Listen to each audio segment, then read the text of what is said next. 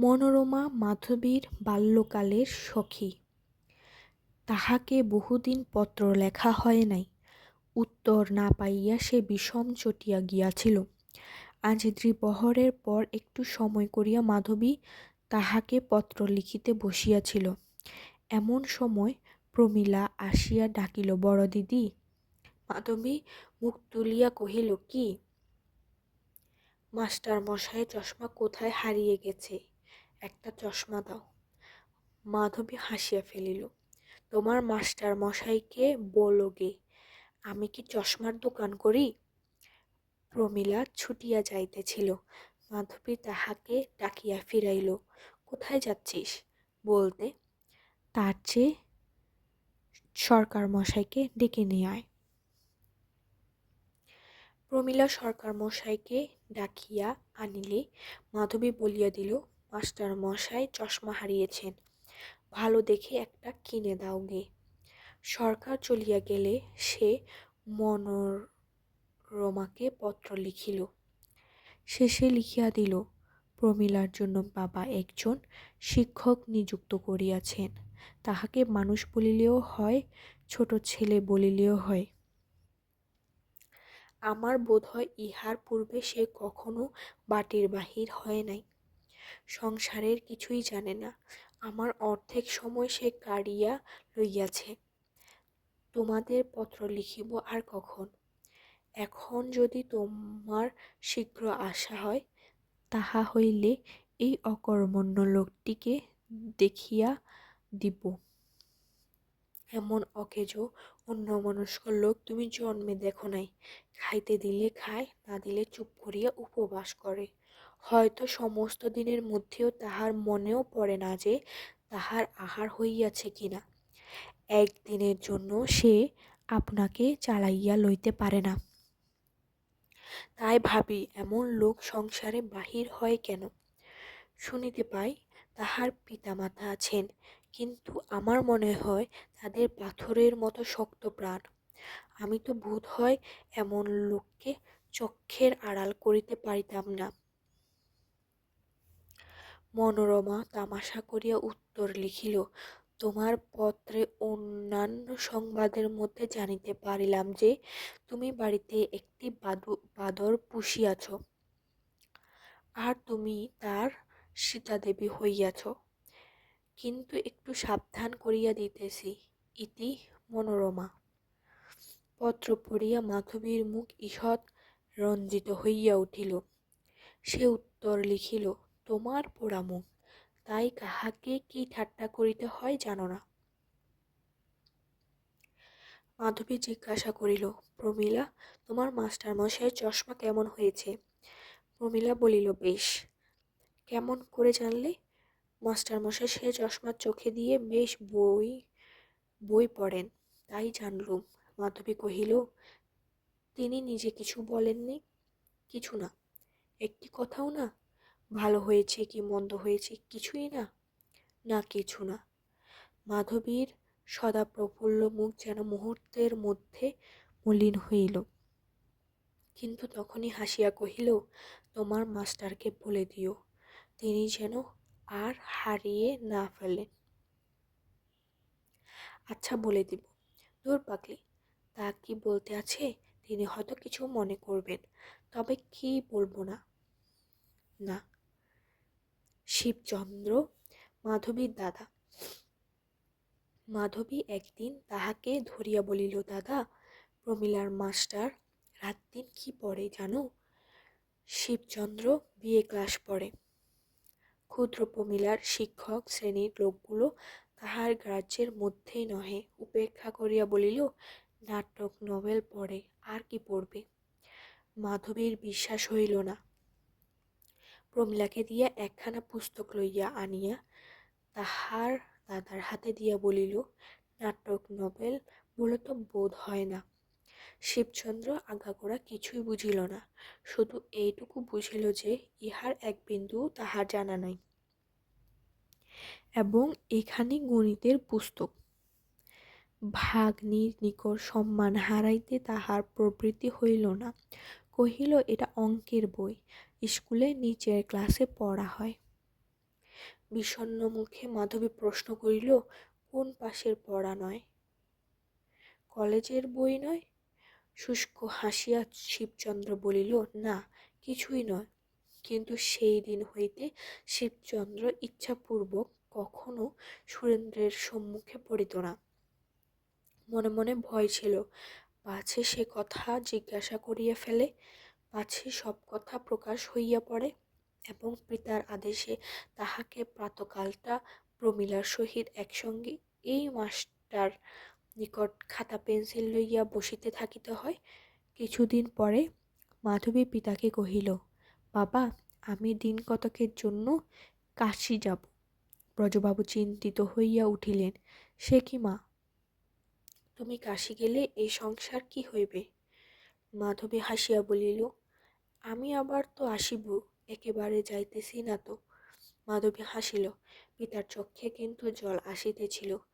মাধবী বুঝিতে পারিল এইরূপ কথা বলা অন্যায় হইয়াছে।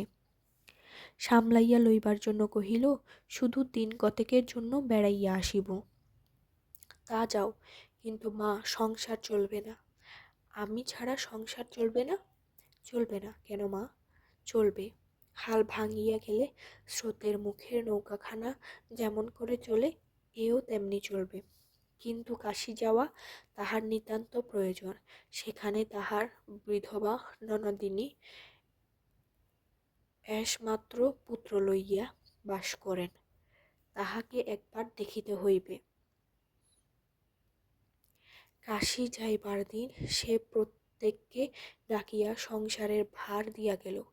বুড়ি দাসীকে ডাকিয়া পিতা, দাদা ও প্রমীলাকে বিশেষরূপে দেখিবার জন্য অনুরোধ ও উপদেশ দিয়া দিল। কিন্তু মাস্টারের কথা কাহাকেও কহিল না। ভুলিয়া যায় নাই, ইচ্ছা করিয়াই বলিল না। সম্প্রতি তাহার উপর একটু রাগ হইয়াছিল। মাধবী তাহার জন্য অনেক করিয়াছে, কিন্তু এমনকি সে একটা মুখের কথাতেও কৃতজ্ঞতা জানায় নাই। তাই মাধবী বিদেশ গিয়া এই অকর্মণ্য সংসারানভিজ্ঞ উদাসীনটিকে জানাইতে চাহে যে সে একজন ছিল। একটা কৌতুক করিতে দোষ কি? সে না থাকিলে ইহার কেমনভাবে দিন কাটে দেখিতে হানি কি? তাই সে সুরেন্দ্রের সম্বন্ধে কাহাকেও কিছু বলিয়া গেল না।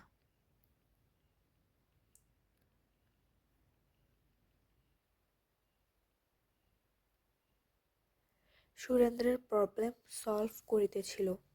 প্রমীলা কহিল, কাল রাত্রে দিদি কাশী গিয়াছেন। কথাটা তাহার কানে গেল না, কিন্তু দিন দুদিন পর যখন সে দেখিতে পাইল 10টার সময় আহারের জন্য আর পীড়াপিড়ি হয় না, কোনো দিন বা 1টা 2টা বাজিয়া যায়, স্নানান্তে কাপড় ছাড়িয়া গিয়া দেখে বোধ হয় সেগুলো আর তেমনি পরিষ্কার নাই, জল খাওয়ারের থালাটা তেমন সযত্ন সজ্জিত নহে, রাত্রে গ্যাসের চাবি কেহ বন্ধ করিতে আসে না, পড়ার ঝোঁকে 2টা 3টা বাজিয়া যায়, প্রাতকালে নিদ্রাভঙ্গ হয় না, উঠিতে বেলা হয়, সমস্ত দিন চোখের পাতা ছাড়িয়া ঘুম কিছুতেই যাইতে চাহে না, শরীর যেন বড় ক্লান্ত হইয়া পড়িতেছে। তখন সুরেন্দ্রনাথের মনে হইল এই সংসারের একটু পরিবর্তন ঘটিয়াছে। গরম বোধ হইলে তবে লোকে পাখার সন্ধান করে। সুরেন্দ্রনাথ পুস্তক হইতে মুখ তুলিয়া কহিল, প্রমীলা, বড় দিদি এখানে নেই না? সে বলিল, দিদি কাশী গিয়াছে। তাই তো। দিন 2 পরে হঠাৎ প্রমীলার পানে চাহিয়া সে কহিল, বড় দিদি কবে আসবে? 1 মাস পরে। সুরেন্দ্রনাথ পুস্তকে মনোযোগ করিল। আরও 5 দিন অতিবাহিত হইল। সুরেন্দ্রনাথ পেন্সিলটা পুস্তকের উপর রাখিয়া দিয়া কহিল, প্রমীলা, 1 মাসের আর কত বাকি? অনেক দিন। পেন্সিল তুলিয়া লইয়া সুরেন্দ্রনাথ চশমা খুলিয়া কাঁচ পরিষ্কার করিল। তাহার পর চক্ষে দিয়া পুস্তকের পানে চাহিয়া রহিল। পরদিন সকাল। পরদিন কহিল, প্রমীলা, বড় দিদিকে তুমি চিঠি লেখো না? লিখি বই কি, তাড়াতাড়ি আসতে লিখুনি? না। সুরেন্দ্রনাথ ক্ষুদ্র একটি নিঃশ্বাস ফেলিয়া ধীরে ধীরে বলিত, তাই তো। প্রমীলা বলিল, মাস্টার মশাই, বড় দিদি এলে বেশ হয় না? বেশ হয়। আসতে লিখে দিব? সুরেন্দ্রনাথ প্রফুল্ল হইয়া বলিল, দাও। আপনার কথা লিখে দিব? দাও। দাও বলিতে তাহার কোনরূপ দ্বিধাবোধ হইল না, কেননা জগতের কোনো আদব কায়দা সে জানিত না। বড় দিদিকে আসিতে অনুরোধ করা যে তাহার মানায় না, ভালো শুনিতে হয় না, এটা সে মোটেই বুঝিতে পারিল না। যে না থাকিলে তাহার বড় ক্লেশ হয়, যাহার অবর্তমানে তাহার চলিতেছে না, তাহাকে আসিতে বলায় সে কিছুই অসঙ্গত মনে করিল না। এই জগতে যাহার কৌতূহল কম, সে সাধারণ মনুষ্য সমাজের একটু বাহিরে। যে দলে সাধারণ মানুষ বিচরণ করে, সে দলে তাহার মেলা চলে না। সাধারণের মতামত তাহার মতামতের সহিত মিশ খায় না। কৌতূহলী হওয়া সুরেন্দ্রের স্বভাব নহে। যতটা তাহার প্রয়োজন ততটাই সে চাহিতে চায়। তাহার বাহিরে স্বেচ্ছাপূর্বক এক পদও যাইতে তাহার ইচ্ছা হইত না, সময়ও পাইত না। তাই বড় দিদির সম্বন্ধে সে নিতান্ত অনভিজ্ঞ ছিল। এতদিন এই সংসারে তাহার অতিবাহিত হইল। এই 3 মাস ধরিয়া সে বড় দিদির উপর ভর করিয়া পরম আরামে কাটাইয়া দিয়াছে।